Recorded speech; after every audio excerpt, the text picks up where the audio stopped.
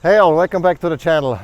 We just got a new flock of 25 chicks and 2 goslings, and we decided to upgrade the brooder. We built one 2 years ago with a separate video on how we did that, but we learned a couple of lessons, and so in this video I want to walk you through some of the upgrades and some of the design ideas behind the new brooder. And it's a very basic frame with plywood on the side.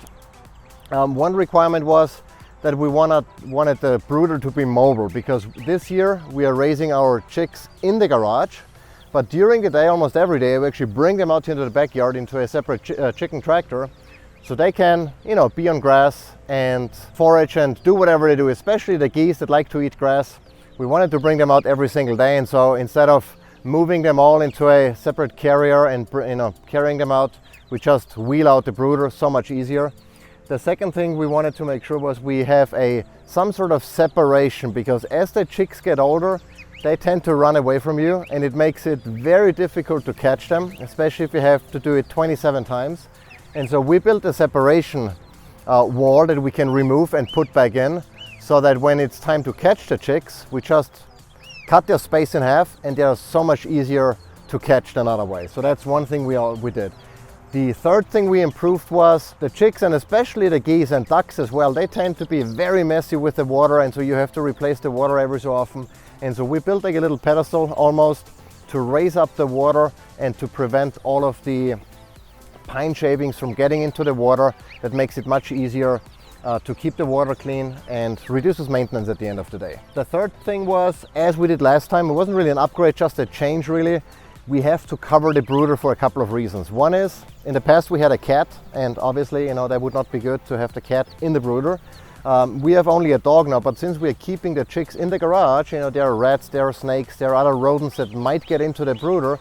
And so we built a more robust and easier to use lid that we can simply take on and off, and making sure the chicks are protected in the garage. The other thing, we raised it up a little bit, and that's because of the wheels, that naturally raised it up, but we also built it a little bit differently so that we have easier access reaching in. We don't have to bend down as much, because especially if you have to catch 25 or 27 birds twice a day, you can feel it in your back. So we raised it up a little bit, and in retrospect I think we could have raised it up a little bit more even to make it even easier.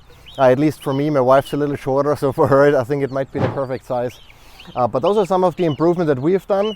Some of the cons that we have learned from this year's build is that I think I built it a little bit too sturdy. It's fairly heavy, and the other problem is this handle here, which I could actually move down, is a little bit too far up, so it actually takes quite a bit of lifting to lift the one side of the brooder off the ground to wheel it around. And if you're not as tall as I am, that can really be a challenge, especially because we used some lumber that was a little bit too oversized for what we're trying to accomplish here, so making the whole brooder heavier than it needs to be. And so if you're not strong and tall, lifting that can be a challenge. It's perfectly fine for me, I can do it, not a problem, but my wife, who is significantly shorter than I am and not quite as strong, for her it's a challenge to move this thing by herself. So depending on how strong you are, how tall you are, you might want to go with a lighter build. Maybe instead of using the 2x6s here, use 2x4s. Maybe instead of the 2x4s, 2x2s, you get the idea. But overall we are quite happy so far with the performance. The birds seem to be liking it. It's big enough for having both the chicks and the ducks inside, or the goslings I should say, inside, which grow obviously significantly larger. We are stuck with a heating plate this year. We have both the heating lamps as well as the heating plates, but it's much easier, we have seen, less of a fire hazard to use the plate. And yeah, that is pretty much it. So it's mobile, it's not super lightweight, but lightweight enough for me. Now, in case what wheels we're using, we use simple lawnmower wheels that are compatible with like a Honda lawnmower. We've seen some people use larger diameter wheels, and they might be easier to move around, especially if you're on uneven terrain. We are not, we just have the driveway and here the lawn. So we went with the smaller wheels, fairly inexpensive. I think we paid maybe, I don't know, 10 bucks or so a wheel at Home Depot, together with some longer bolts. I don't know the exact measurements, but you can leave a comment and I can tell you, or we'll put everything in the description that we used. Just some bolts, nuts, and that's pretty much it. Seems to be doing the job. So yeah, that's pretty much it. It was fairly simple. Took us maybe 2-3 hours to build. We used mostly scrap material, so that we didn't really have to buy anything other than the coated mesh wire up here that I bought. No, actually we reused that from the rabbit house, so we didn't even have to buy that. Everything was pretty much what we had on hand.